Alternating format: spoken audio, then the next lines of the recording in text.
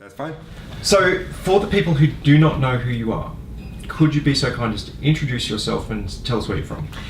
My name is Slade.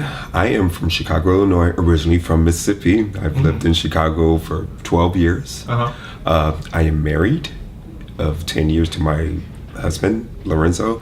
I am also partner for 2.5 years to TJ Howard, who is Mr. Leather 6410 2017, as well competing with me at IML for 2017. So that's going to be interesting that, is there going to be bitch slaps backstage? God, no. I mean, we bitch about whose stall is bigger, but other than that, we're fine. For some reason, I thought you were based in New York. I didn't realize you were based in Chicago. Oh, no, I'm in Chicago. Okay. So you won't be hiring a room at the Hampton Inn? Oh, no, I already got a room. Okay. I have a room for IML because if anyone who knows me knows I have unique gear that are custom made, so I'm not traveling back and forth from home to downtown with them. So they all stay downtown in the hotel. So you must have had a small Winnebago to deliver all of your gear to here at Claw. You must have traveled with a bit of gear. No, I only travel with certain pieces that I wanted to show off. My newer piece that was made by a friend in Michigan, which is because I'm more cosplay type of fetish guy. So I like to bring out certain characters, not based from what you see on TV, but give that idea from the TV has given me the idea to make my own. So elements of that. Yes. So are you a designer and you have people who are talented, or? I draw it out, and my friend is the one who constructed and sew it together for me. And he puts in little bits of ideas that he think that might make it pop, that gives it that flair that makes it noticeable. Okay. So to be competing in IML, you require a title, is that correct? Yes. As far as I know, as IML goes, each state, country, wherever area, has a person that they want representing them to compete at IML. Where in Chicago, we have 3. So my title actually is not a need to compete at IML title, but my title daddy before me used the title to go to IML, and I'm following in that footstep to take this title to go to IML. And what is your title? I am Mr. Fetish Jackhammer 2016. Okay. And so what does that mean? So I went for the title because I call myself a kinkster. I'm a fetish man. There's leather in me. There's also but other various of kink: bondage man, impact, fire play, and so forth. So electric man. I play with all spectrums of kink, and I'm more of, if it's your kink, as long as it's consensual and safe, I'm all for it. Everyone has their kink, and everyone is more I believe that everyone should express their kink, and not live ashamed. What's your kink? My kink, wow, that's a list. So let's see. For those who don't know me, I am the knockout guy. So I do various type of quick knockouts, or kidnapping scenes where knockout is involved, bondage, impact, electric. I have a foot fetish. I have a big foot fetish, yeah.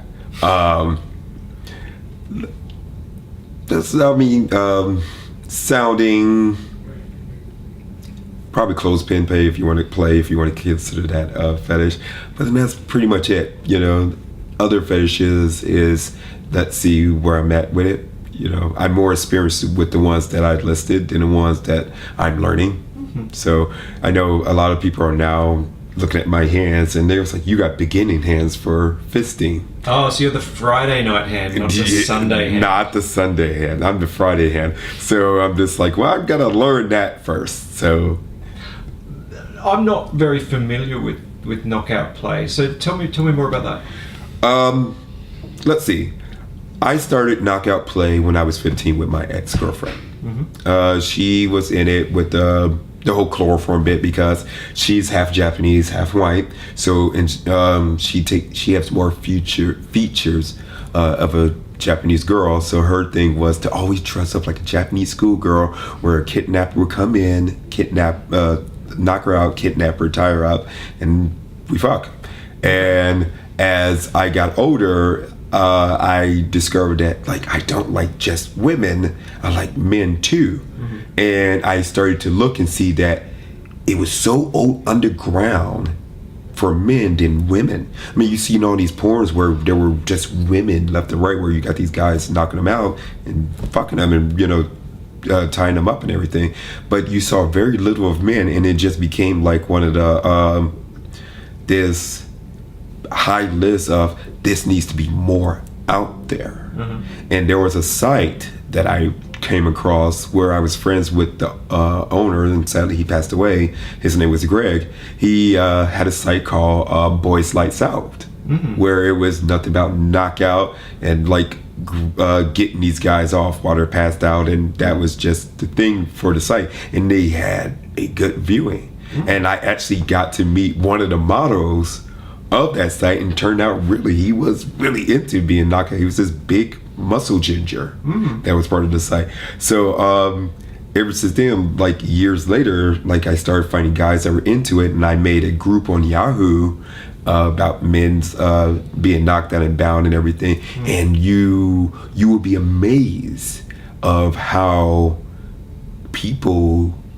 men came out and about, and they were just showing themselves. They were just like, they had this relief of, oh my God, someone is into this fetish, and making it more publicized and making it more where people like us can talk and have these stories. Yeah. And it went from being a Yahoo group to a little website that I made, where I was just like posting pictures, videos, had guys who want to meet up with me and who want to do scenes and make movies and stuff like that, to where I have a major site now, and as well as a Tumblr, mm-hmm. where people can go to and they'll see like, okay, this is not so underground no more. Now we're more open, and people now know that this is out there. And it's so out there to a fact that I taught a knockout class yesterday. Absolutely. You were in competition with us.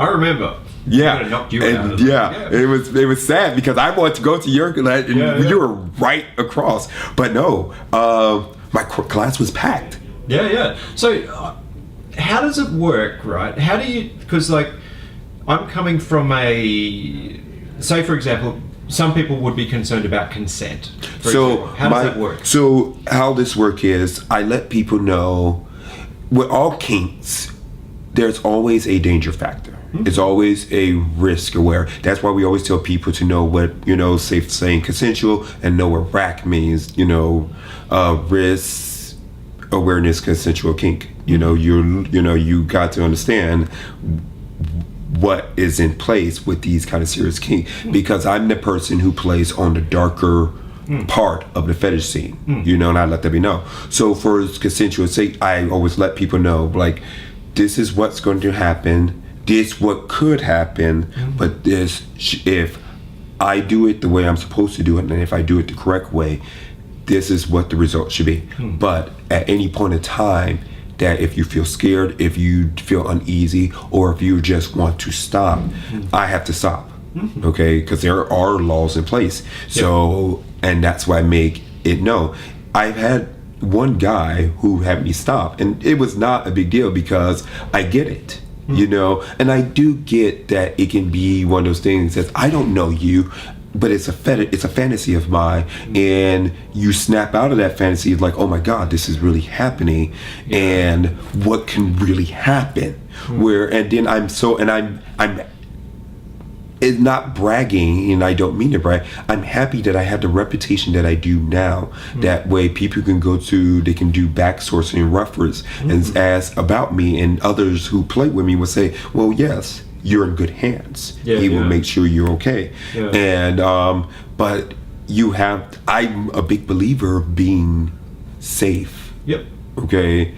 So there's always constituent factors, and there are things that I don't do, even I know that's in the knockout play area. It's because my only fear is what if somebody want to withdraw their consent?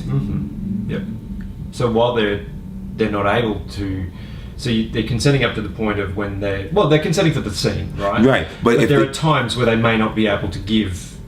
Well, if they're knocked out, so when I do the chloroform knockout, that only lasts for like a 5-minute period of time. Where other people who wants to go further, like with I want to be drugged and stuff like that, because that's more, you see that more in the heterosexual kinksters world, where they do that. And now you got, bi, gay men and women who wants to do that. But my only problem is, what if you want to say, okay, enough, Yeah. but you can't, because if you're out, that's it. And I try to make sure that when I do my knockout play, it's a short period of time. So where's the turn on? Is it control? It's control. I have the power. I'm taking over this person within the limits that we set. So whatever we agreed upon, that's what we do. And I also put into place, I always tell people like that I talk to online, if it's Recon, FetLife, whatever fetish site that I'm on, that if you don't put something into our chat, like if you just want to be knocked down and tied up, that's all you get. So any sexual kind of connection that happens won't happen, because I need to know that that's what you want. But if you don't tell me that, I can't do it, because then that will follow the lines in my mind of non-consent play. Yeah. Logistically, it must be a bit tricky. Like if you're not a huge guy, right? No. You must be strong, but I imagine that once somebody's on the floor, it's like, oh well, fuck! Now that we've got this dead weight on the floor, how do you deal with it? Is it planning or no? So, I played with a lot of big guys, and I didn't play with guys about your size or my size, and I know the dead weight. I always anticipate where I would touch someone to double that weight. Okay, I am strong, yes, for my size, but I learned over time through skills and through through experience from past of how to maneuver that way to get them to point A to point B. It's not always easy. It's not. So, and sometimes, like if I play with a bigger bear guy, like your boy that was here, the big bear boy, he would be more towards the bed. Yes. Okay. He's easy to maneuver while he's awake. Now trying to maneuver him while he's passed out, he would be towards the bed, where I would have to, be at a point where I'm not breaking my back. And is there, like, do you have specialty equipment that's available? Like, should somebody not be waking up or something like that? No, like, I want them to. That way it gives me that safe feeling of, okay, they're okay. I'm checking on it, throughout me doing the stripping and the bondage and everything. I'm checking on their well-being, because I want to make sure they're okay, they're fine, they're breathing properly, and so on and so forth. And if they're waking up during the scene, then they're awake. Okay, they're not going to be fully awake. They're going to be groggy and everything, but they're awake enough where have that relief that everything's cool. Everything is fine, and it was another successful placing. So I mean, I'm counting my blessings for that.